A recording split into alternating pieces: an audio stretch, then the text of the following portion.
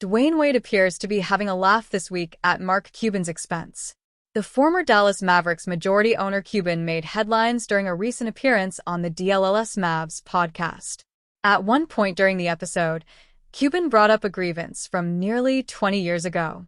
Cuban said that he still felt that the 2006 NBA Finals between the Mavericks and the Miami Heat were stolen from us, and that he would take that to my grave. Meanwhile, the retired former Heat star Wade took note of Cuban's remarks. He liked a post on Instagram about the controversial comments by Cuban. Conspiracy theories surrounding the 2006 finals usually center around the disparity in free throw attempts between the Heat and the Mavericks, with Wade in particular seen as having benefited from an especially friendly whistle. While a rewatching of the questionable fouls that Wade drew during that finals series generally tend to show that the fouls were correctly called, the argument goes that Dallas supposedly didn't receive the same kind of calls on the other end of the floor. The truth is, though, that the Mavericks primarily had themselves to blame for losing that series. They stormed out to a 2-0 lead over the Heat and were up by 13 midway through the fourth quarter of Game 3. There was no reason that the series should have been close enough for the referees to significantly impact anything, yet that is exactly what Dallas allowed to happen through various miscues, including continuing to play a drop coverage scheme on Wade throughout the finals and an infamous timeout blunder by Josh Howard in the closing seconds of Game 5. Wade and the Heat went on to win the finals that year and also won 2 more championships several years later after LeBron James and Chris Bosh teamed up with Wade in Miami. But the Mavericks also got their revenge on the Heat within due time, beating them in the 2011 finals to win an NBA championship of their own, with Cuban celebrating by doing some questionable things with the Larry O'Brien Trophy. When Miami Heat owner Mickey Arison is inducted into the Naismith Memorial Basketball Hall of Fame later this week, Heat president Pat Riley will be by his side. Along with Heat icons Alonzo Mourning and Dwayne Wade, Riley is among the presenters for Arison's enshrinement during Saturday night's induction ceremony for the 2025 class in Springfield, Massachusetts.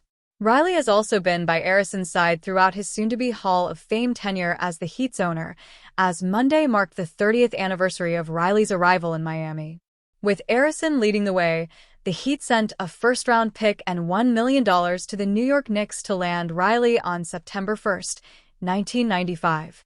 Riley ended up spending 11 seasons as the Heat's head coach and has served as the team president since he arrived, becoming one of the most successful figures in South Florida sports. Arison and Riley have each been with the Heat for the past 30 seasons, teaming up to build an organization that is considered one of the NBA's most successful franchises during that time. As an owner, to me, he showed tremendous loyalty to myself, our staff, the people in the organization that have been there ever since he bought it, Riley said of Arison during a conference call with South Florida reporters on Monday afternoon. He's a tremendously honest guy. He's always been very honest with me, whether I wanted to hear it or not. We've always had that kind of relationship. And I believe that he's very sincere about what he really wanted to accomplish, which he really wanted to win. He's a winner. So, I trusted Mickey from that standpoint. I think what we've been able to accomplish over the 30 years is really good. We've built something, I think, that South Florida enjoys from a sports entertainment concept and winning championships and getting to the Eastern Conference Finals. But more than that, I think that night in and night out Mickey wanted to make sure that the people in South Florida thought we could win, we were competitive. Even the years that we knew that we may not be the team, we fought like hell to be the team. With Arison and Riley at the helm over the last 30 years, the Heat has won 3 NBA championships, 2006, 2012, 2013. The Heat has also made 7 NBA Finals appearances, made 10 Eastern Conference Finals appearances, won 16 division titles, and advanced to the playoffs 23 times. Only the Los Angeles Lakers, 6 NBA championships, San Antonio Spurs, 5, and Golden State Warriors, 4, have won more NBA titles than the Heat over the last 30 years. Prior to Arison and Riley taking over, the Heat didn't win a playoff series through its first 7 seasons of existence. Mickey, when he controlled and bought the interest in the Heat in 1995 and got managing control of the Heat, that's the day that the franchise took a turn and, unbeknownst to a lot of people, said Riley, who was inducted into the Naismith Memorial Basketball Hall of Fame as a head coach in 2008 and was recognized as one of the 15 greatest coaches in NBA history in 2022. They didn't know what kind of turn it was going to be, but that's the day that the franchise began to move in another direction. He saved basically my coaching life, I think. When I look back at that summer, 1995, it was highly doubtful that I was actually going to be able to coach the next year, or whatever. So when that finally came to fruition and I became the coach in September 1995, we both went to work and we went to work on trying to make the team better. With Arison as owner, the Heat has made aggressive moves to acquire stars like Mourning, Tim Hardaway, Shaquille O'Neal, LeBron James, Chris Bosh, Goran Dragic, and Jimmy Butler through trades or free agency over the years. He's a risk taker, Riley, 80, continued on Arison. If you're going to win big, you gotta take some risks, and you don't even know what the outcome might be. But you have to take some risks. Mickey and I had that kind of relationship back and forth, but always positive about what we're trying to do. If he didn't like something, he would tell me, I don't think we should go that way, and I wouldn't go that way. If he said, go for it. Damn right, let's go for it. We had the same mentality. But if you don't take a risk, a big three type risk, Lamar Odom type risk, or Shaquille O'Neal type risk, or Jimmy Butler type risk, or whatever it is, then you're too afraid, and there's a fear of failure there. So when you make a calculated risk, he has made a lot of them with me. Some of them haven't worked, some of them have worked big time. Arison's resume also includes a 3-year term as the chairman of the NBA Board of Governors that began in October 2005, and his family has been involved with the organization since his father Ted Arison brought the franchise to the NBA in 1988. Arison's son, Nick Arison, has served as the Heat's chief executive officer since July 2011. Under Arison's leadership, the Heat also earned the NBA's 2021 Sales and Marketing Team of the Year award. In November 2020, Arison was named to the board of the NBA's Social Justice Coalition that focuses on action and change around voting access and criminal justice reform at the national, state, and local levels. In 2018, the Heat captured the NBA's inaugural Inclusion Leadership Award for the franchise's commitment to diversity and inclusion. The Arison family has supported a variety of arts-related and community service organizations around South Florida. Organizations supported by the Arison family include World Central Kitchen, Wounded Warriors, ICA Miami, Miami Children's Museum, Jackson Memorial Foundation, Miami Project to Cure Paralysis, Project Medishare for Haiti, Direct Relief, Big Brothers/Big Sisters of Miami, United Way of Miami-Dade, Chapman Partnership, Lotus House, Overtown Youth Center, Feeding South Florida, among others. Away from basketball, Arison has helped lead Carnival Corporation for more than 3 decades. He's currently the chair of the board of directors of Carnival Corporation and Carnival plc.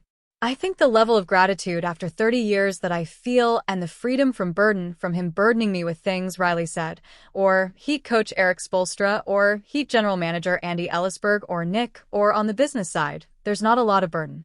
You feel grateful to be there, you do your job, you do the best job you can do, and then you move on to a new day of growth. You just do. That's sort of the story of this relationship is 30 years. You got to leave the bad things behind, and you go start a new day, every day with something positive to look forward to. Arison, 76, has declined interview requests ahead of his Hall of Fame enshrinement. He prefers to stay out of the spotlight, but he'll need to give his induction speech on Saturday night. I think that's one of the things that endears a lot of people with Mickey. He's shy, Riley said. He's always been in the background. That's his choice. But I'm telling you, in the boardroom, he's at the front of the room and he's making the calls. He gives the credit to everybody else. He doesn't like to be out there giving public speeches and stuff like that. But I told him, you got to get ready for this one. Arison will become the 11th person with Heat ties to be inducted into the Hall of Fame, joining Billy Cunningham, 1986, Bob McAdoo, 2000, Riley, 2008, Gary Payton, 2013, Mourning, 2014, O'Neal, 2016, Ray Allen, 2018, Bosh, 2021, Hardaway, 2022, and Wade, 2023. The entire 2025 Basketball Hall of Fame class was unveiled in April. This year's class also includes Carmelo Anthony, Dwight Howard, Sue Bird, Maya Moore, Sylvia Fowles, Danny Crawford, Billy Donovan, and the 2008 U.S. Olympic men's team, with Arison selected for the Hall of Fame by the Contributors Committee. He's a man that is a legacy owner, and I think the Hall is starting to take a look at these legacy owners, Riley said. They're looking at what these owners have done besides just buy teams. Mickey is totally invested as a singular proprietor in Miami and with the Heat. So, I think this induction into the Hall of Fame is so well worth it, and he's really deserving of it. The Los Angeles Lakers have had quite the offseason. They've secured the future of their franchise by keeping Luka Doncic happy, signing him to a 3-year extension. However, LeBron James isn't nearly as satisfied, as the team is no longer building around him. The Lakers are clearly shifting away from James' championship timeline. LeBron wants to compete for a championship, Rich Paul told ESPN. He knows the Lakers are building for the future. He understands that, but he values a realistic chance of winning it all. We are very appreciative of the partnership that we've had for 8 years with Jeannie, Bus, and Rob Pelinka, and consider the Lakers as a critical part of his career. At this point, building around James is practically impossible due to salary cap restrictions. Under the current CBA, the Lakers can't make any significant roster moves involving new signings until January, unless a trade is made. Luke Adams of Hoops Rumors goes into great detail about the financial situation LA finds itself currently in. The Lakers essentially will not be able to sign another player on a minimum salary deal until January 18th unless a trade to shed salary occurs before then. Much of this was put in place based on the signings already made this summer, SI's Jason Frey wrote. Still, there's a path that could mark the end of the LeBron era in Los Angeles, a trade to the Miami Heat. Los Angeles Lakers receive small forward Andrew Wiggins, small forward Jamie Jaquez Jr., and future first-round pick. Miami Heat receive small forward LeBron James and shooting guard Bronny James, SI's Dave Holcomb wrote. If such a deal happens, it would be the end of an era, but one that could benefit both sides. James would return to a familiar franchise, pairing up with a shooter in Tyler Herro and a dominant big in Bam Adebayo. Meanwhile, the Lakers would be fully committed to the future, with Luka Doncic as their centerpiece and young assets to develop around him.